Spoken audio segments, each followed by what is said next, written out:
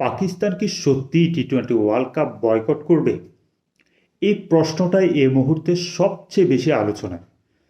তবে এই প্রশ্নের উত্তর এক বাক্য কিংবা এক শব্দে দেওয়া খুবই কঠিন।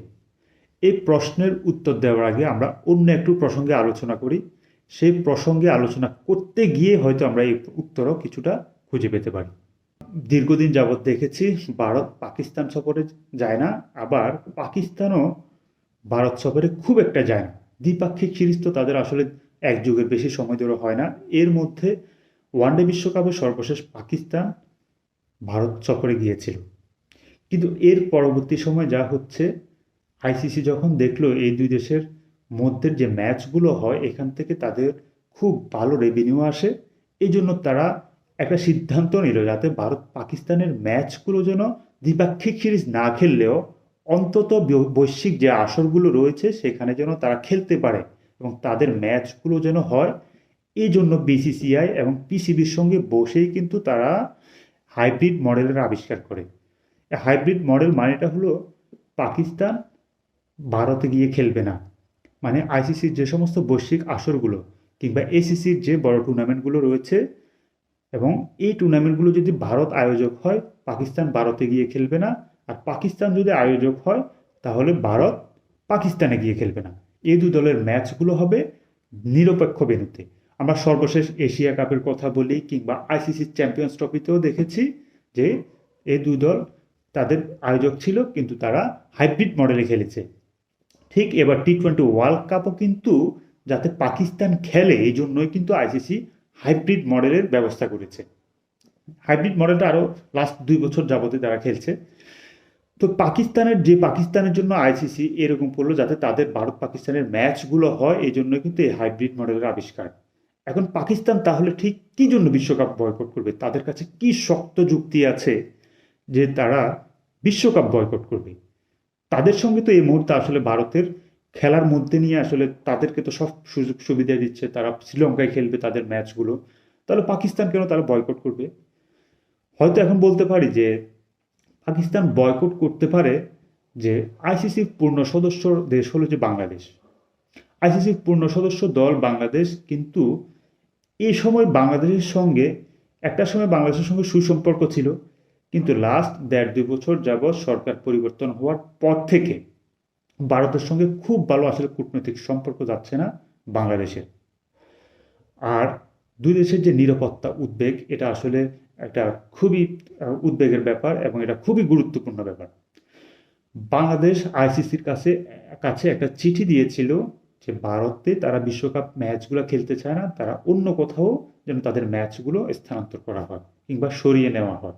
নিরাপত্তা উদ্বেগ জানিয়ে আইসিসিকে তারা চিঠি দিয়েছিল, কিন্তু সেই চিঠি আইসিসি খুব বেশি আসলে তারা আমলে নেয়নি। বাংলাদেশের ম্যাচগুলো ভারতেই খেলতে হবে, নিরাপত্তার ব্যাপারেও অন্য দলগুলোকে ঠিক যেরকম নিরাপত্তা দেওয়া হবে বাংলাদেশকেও একই রকম নিরাপত্তা দেওয়া হবে। এক্সট্রা আসলে কোনো নিরাপত্তার কোনো আশা হতো তারা করেনি। তো তাহলে বাংলাদেশও বিশ্বকাপ থেকে তাদের যে স্ট্যান্ড ছিল তারা বিশ্বকাপ খেলবে না, আর আইসিসিও বাংলাদেশকে বাদ দিয়ে সেখানে স্কটল্যান্ডকে নিয়ে নিল। কিন্তু এই যে আইসিসির যে সিদ্ধান্ত, এটি কিন্তু সঠিক ছিল কিনা বাংলাদেশের পক্ষে ঠিক এই দুঃসময়ে পাকিস্তানে কিন্তু পাশে ছিল। কিন্তু আইসিসি যে সিদ্ধান্ত নিয়েছে কিংবা ভারতীয় ক্রিকেট বোর্ড যা আইসিসিকে এই মুহূর্তে যেভাবে প্রভাবিত করে, এগুলো নিয়ে অনেক বেশি আলোচনা হচ্ছে। ভারতের সাথে যেহেতু পাকিস্তানেরও খুব ভালো সম্পর্ক নয়, এই মুহূর্তে বাংলাদেশেরও আসলে খুব ভালো সম্পর্ক যাচ্ছে না। তো সব মিলিয়ে এ ভারত পাকিস্তান কি আসলে কোনো একটা যে যেন আইসিসি যেন তাদের আপন পথে কিংবা সুপথে ফিরে আসে এবং আইসিসির যে একটা নাগাল ধরা উচিত, এটাই কি আসলে কি করার চেষ্টা করছে কি না পিসিবি এবং বাংলাদেশ মিলে? আড়ালে আসলে অনেক রকমের রাজনীতি চলে, সেটা আমরা খুব ভালোভাবে জানি। কিন্তু পাকিস্তান এখন পর্যন্ত তাদের বিশ্বকাপের দল ঘোষণা করে দিয়েছে এবং বিশ্বকাপের যে জার্সি সেটা দ্বারা অনলাইনে সেলিং করছে। তাহলে পাকিস্তান কিন্তু এখন পর্যন্ত তাদের বিশ্বকাপ বয়কট করেনি, তারা বিশ্বকাপের দলও ঘোষণা করেছে এবং তারা জানিয়েছে আগামী শুক্রবার কিংবা আগামী সোমবার এই 2 দিনের মধ্যে তারা বিশ্বকাপ খেলবে কিনা এটার চূড়ান্ত সিদ্ধান্ত জানাবে। কিন্তু এর মধ্যে তারা যে বিশ্বকাপের জন্য প্রস্তুতি নিচ্ছে কিংবা তাদের ক্যাম্প হচ্ছে ওভারঅল মিলিয়ে তারা বিশ্বকাপের জন্য কিন্তু প্রস্তুত। আর এই বিশ্বকাপে কিন্তু ভারতের এবং পাকিস্তানের যে ম্যাচ, এটার উপর কিন্তু অনেক কিছু নির্ভর করছে। কারণ এই ম্যাচের টিকেটের কথা বলি, এই ম্যাচের সম্প্রচার সত্যের কথা বলি, এই ম্যাচের স্পন্সরের কথা বলি, ওভারঅল মিলিয়ে পাকিস্তান যদি বিশ্বকাপ থেকে যদি সরে যায়, তাহলে স্পন্সরদের যে রেট কিংবা স্পন্সর বিজ্ঞাপনের রেট কমে যাবে, কিংবা সম্প্রচার স্বত্ব থেকে আইসিসির যে আয় হবে সেটা কমে যাবে, এবং বৈশ্বিক যে আইসিসি যে একটা অর্গানাইজেশন, তাদের যে দুর্বল কর্তৃত্ব, তারও কিন্তু একটা চিত্র ফুটে উঠবে।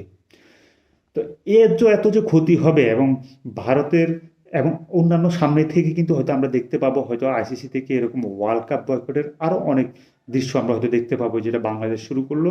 এবং পাকিস্তান হয়তো এতদিন সে সাহস দেখায়নি, এবার তারা কিন্তু বাংলাদেশ থেকে যে পথ শিখলো, এখন তাদের সামনেও কিন্তু একটা সুযোগ রয়েছে যে বিশ্বকাপ বয়কট করার।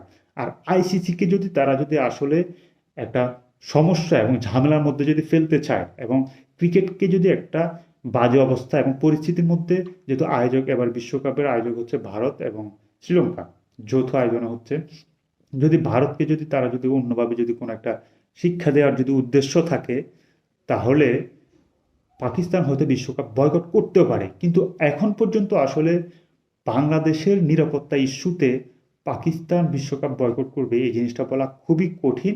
কারণ এটা পাকিস্তানের জন্য আসলে বয়কট করার মতো শক্ত যুক্তি নয় বলে আমি মনে করি।